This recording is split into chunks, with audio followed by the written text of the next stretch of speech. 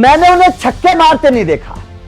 वो जब भी छक्का मारता है स्पिनर्स पर मारता है, वो जब भी छक्का मारता है स्पिनर्स पर मारता है, तेज गेंदबाज पर तो उसको डर लगता है। वो तेज गेंदबाजों पर आगे बढ़कर कवर के ऊपर छक्का मैंने उसको कभी मारते नहीं देखा। उसका स्ट्राइक रेट खराब है। उस खिलाड़ी को अब टी20 नहीं खेलना चाहिए। उस खिलाड़ी को टी20 से रिटायरमेंट ले लेना चाहिए। उस खिलाड़ी के अंदर टी20 में तेज गति से रन बनाने की काबिलियत नहीं है। उस खिलाड़ी को ऊपर आने की बजाय नीचे आ जाना चाहिए और ऊपर किसी दूसरे को मौका दे देना चाहिए। ये बयान वीरेंद्र सहवाग के। वीरेंद्र सहवाग ने हाल ही में बाबर आजम पर ऐसा बयान दे दिया है जिससे पाकिस्तान तिलमिला गया है। पाकिस्तान की पोल खुल गई है।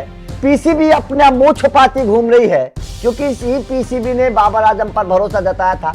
इसी पीसीबी ने पाकिस्तान के टीम का कप्तान बाबर आजम को हाल ही में बनाया था। शाहिन अफरीदी को हटा दिया था, बाबर आजम को कप्तान बना दिया। ऐसा लग रहा था कि शायद बाबर आजम आएंगे दोबारा से पाकिस्तान की किस्मत को पता नहीं कहां चमका देंगे। कुछ पता ही नहीं चल रहा था बाबर आजम क्या कर देंगे। लेकिन बाबर आजम का क्या हुआ, वही ढाक के 3 पार। बाबर आजम ना खुद चले ना ही पाकिस्तान को जिताए। अब जब पाकिस्तान की किरकिरी हो गई है, वर्ल्ड कप से पाकिस्तान की बुरी बेइज्जती हो गई है, पाकिस्तान बाहर हो गई है, उसके बाद से लगातार बाबर आजम के स्ट्राइक रेट पर, बाबर आजम की बल्लेबाजी पर, उनकी कप्तानी पर सवाल खड़े हो रहे हैं। पहले तो खुद पाकिस्तान के खिलाड़ी भिड़ गए।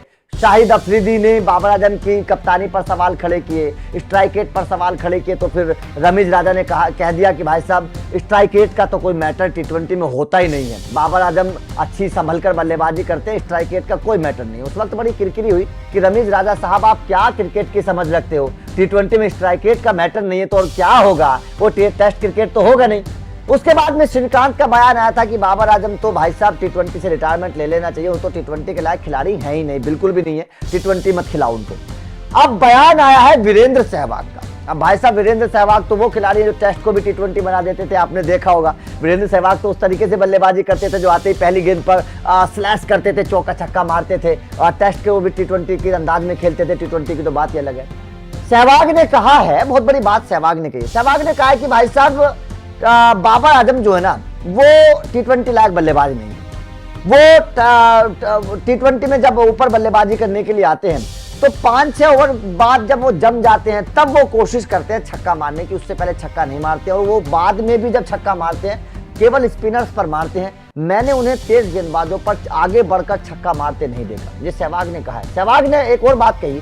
सहवाग ने कहा कि मैंने कभी उन्हें आगे बढ़कर तेज गेंदबाजों पर लॉन्ग ऑफ के ऊपर छक्का मारते नहीं देखा। जो आगे बढ़कर जो लॉन्ग ऑफ के ऊपर छक्का मारता है खिलाड़ी, मैंने बोला सहवाग ने बोला कि मैंने कभी बाबर आजम के बल्ले से वो शॉट नहीं देखा है। वो शॉट अगर बाबर आजम खेलें तो बड़ी बात है, वरना मैंने तो कभी देखा नहीं। ये सहवाग का कहना है। सहवाग का कहना है कि उनके स्ट्राइक रेट पर हमेशा सवाल है और जाहिर तौर पर बाबर आजम को टी20 क्रिकेट छोड़ देना चाहिए क्योंकि वो टी20 के लायक ही नहीं है। वो उस तरीके की बल्लेबाजी नहीं करते हैं, वो उस तरीके से खेलते ही नहीं है। उसके बाद में सहवाग ने कहा कि कप्तानी तो छोड़िए, अगर बाबर आजम की कप्तानी रहती तो बात अलग है।